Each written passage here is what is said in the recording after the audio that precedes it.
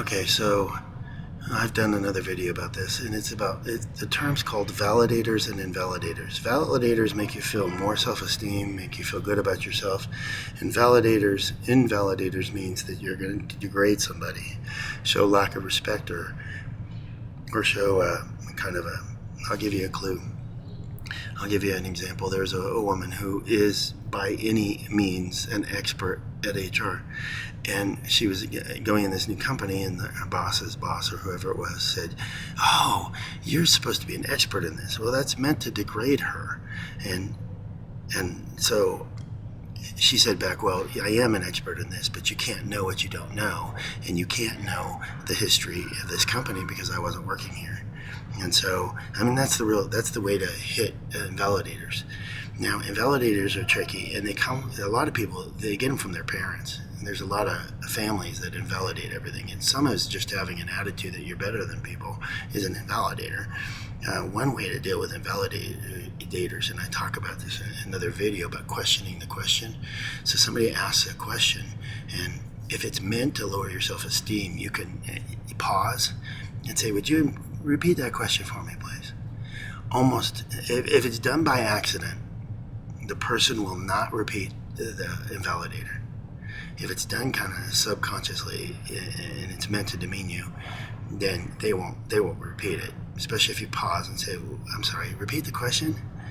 Or you can answer the question in a way that's neutral or validating. Well, like that woman did. She said, "Well, I am the expert, but you can't know this."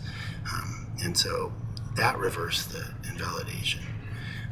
So it's something to watch as a manager. Simple respect. I treat everybody, and most people treat people with respect, but you get in a work culture where they're disrespectful to each other. They don't respect other people's intelligence and position and verbal skills or written skills. And then I had these two bosses. They were great, but they didn't like the way I write. I write to try and be readable, and not over, so they would argue about whether I wrote the sentence right. And so another boss said, "Hey, just leave him alone. It's fine. I understood what he meant." And so that's kind of where we're at. They were using it as kind of a thing to invalidate each other because they were just like arguing about the sentence structure. And the sentence structure was fine. But the point is that they were invalidating each other with someone else's work, which is funny. I've written legal things, and so I have to really be careful about my communication style because I was writing what I thought were normal words, and people that had jobs with the state that it was for, it was all with master's degrees, couldn't understand what I was writing. They said, "You got to dumb down the words a little bit," and they picked a word that I think is pretty average, everyday usage word. But so that's another thing, is watch how you communicate. Watch what you're getting it across without being demeaning or disrespectful. Thank you. Be a better manager. Tricks of the trade. Please like and subscribe. Okay, so there's checking up on your employees, and there's micromanaging. And micromanaging is really hard on an employee to be having somebody, your boss, watching your shoulder every minute. Give them the project and then say, "Go for it," and then check up on it later. Don't every minute of the day try and check on something or try and manage somebody or give them too many rules to do their job. And try and get them to make their own rules and say, "Okay, now how would you do this?" And then let them do it if it's going to work. So there's an expression in business that was 100 million ways to do something right and about 6 to do things wrong. And you just have to avoid the 6. Well, I've used that philosophy before. I've gone up to people and say, how would you do this? And as long as I can see it wouldn't cause problems, I say, "Go for it. Let's do it that way."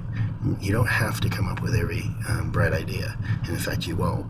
And so you need to really think about why wouldn't you have your employee? You'll get to know who you can trust and who you can't. You're gonna know that. But why wouldn't you? Want more? Okay, so you have 20 years experience, and someone else has 20 years experience, and somebody else has 20 years experience.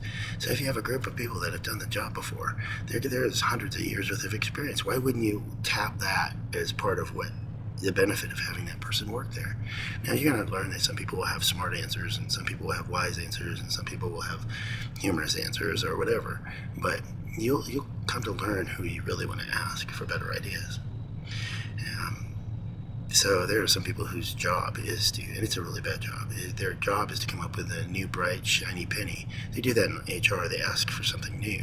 The problem is, like the scripture says, there's nothing new under the sun.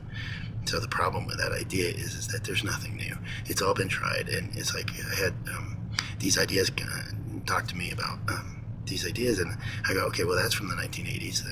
Okay, well, that idea is from the 1990s, and it didn't work, and here's why. So there's nothing new under the sun, but you can try other things that'll help you. I'm not saying that, but you need to just be careful that you don't change to something worse, which often happens from the employee's point of view. So you can even ask them in a change, hey, what do you think the consequences of doing this and this and this are? Hey, upper management should be doing that constantly, should be asking people, do you think that this would work in the job you do? What do you think? What do you think about trying it for a day or whatever? So those are things that can help. So don't micromanage. Don't try and just pick at what they're doing. Let them have the freedom to do it. And so there was a guy who he had a really intense job. He was a troubleshooter for accounting, and he would sit back in his chair like this, and he'd look up when he had a problem. And a new supervisor said, look at that guy, he's relaxed, he's like he's not working hard enough. And the supervisor said, shh, don't say that. For one, he's smart, and he's trying to go through in his mind what he's tried and what he hasn't tried, and he's trying to figure out something how to fix it. So he's actually doing a better job by doing that. He's just focusing on what he needs to do in this situation. So don't micromanage, and try and give people the freedom to do their jobs. They'll do a better job, especially since some of these things are catered. There's some things that you can do that are catered to that job and to your brain. And so in some cases, they're better off coming up with their own methods to do something because they can do it faster and can do it more efficiently. And I've done startups, so I understand how that works, and that you can actually get people to make it their own, make it work better for them. Thank you.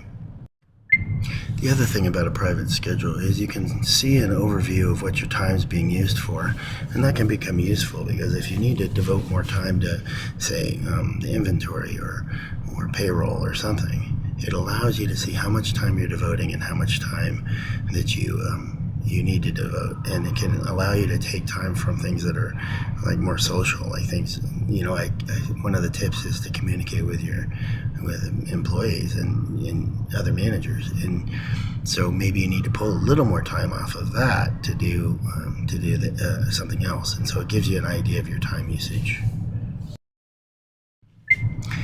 Okay, so become a better manager. This one is a little bit interesting.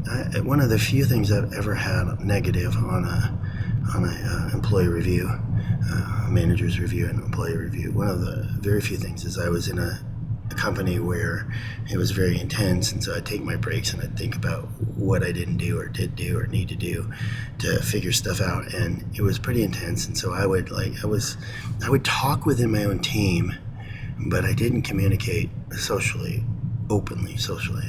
Plus, years and years and years of HR and management told me to watch what you say. Now, here's the thing about a manager. It reminds me of there was a CEO that eventually got fired, but it went to a HR lawyer, and he was a friend of mine, and he was telling me about it. And this CEO was passing around on pornographic material and bad jokes, and so they wound up firing him. But the point is that no matter where you are in the company, you have to be careful how you communicate. So have a list of things you talk about and a list of things you don't talk about in your private life or in your public life. It would be useful to just be careful what you say. Plus, I was a minister, and so I would say something, and then I'd hear some version of it. You know that game where you'd have a line of people and you'd whisper it, and it changed over time. Well, if you know what you said was within those lines of communication, within what you would say at work, you could say, well, I didn't say that. I wouldn't say that. because you knew better. And so no matter how weird or changed the line goes. Now in companies that can become like, oh, future layoffs. That's a fear that goes around, or we're going to downsize, or we need to, we're broke, or whatever it is. So those kind of things really have to be careful what you say. You have to really be careful that it doesn't go around the gossip. I said in an earlier video that how expensive gossiping is. It's billions of dollars in American companies right now. So you don't want to run a company with gossip. You don't want to make changes with gossip. If people get used to you being straightforward and being talkative, but straightforward and kind of direct about stuff, they won't think you're lying. You need to have a culture of honesty and integrity, and a culture of saying the truth or not saying it at all. So that's what I think. You got be careful what you say. Have a list of things to talk about and not talk about. And okay, so there was years ago I worked for a very famous football player, and so I was in meetings. I don't watch football. I understand the game, but I don't watch it. And I don't know any stats or anything. So I don't talk about it. Sports are not my favorite thing. So I like playing it, but I don't like actually watching it. So it made me unusual. So everybody worked for this guy, knew he was a famous star, and knew that he would use football metaphors to try and get his point across. And okay, now I understand the basics of chess, but if I were to give you a chess metaphor, unless you've played chess before, or you know what the pawn and the rook and all that does, it wouldn't make any sense to you. So he was giving these football metaphors. So I found a quote that said, and I was the only one that didn't give him any bullshit. I was pretty straightforward with the guy, and because he loved that. So and I didn't fawn over him, because to me he wasn't a star, even though he was pretty famous. So what I did was I found a quote that says that using football metaphor or sports metaphors in business, it means you're unintelligent. And I showed it to him, and he loved it. But he stopped using football metaphors, or he would explain the metaphor more openly. It really helped in the communication. So thank you.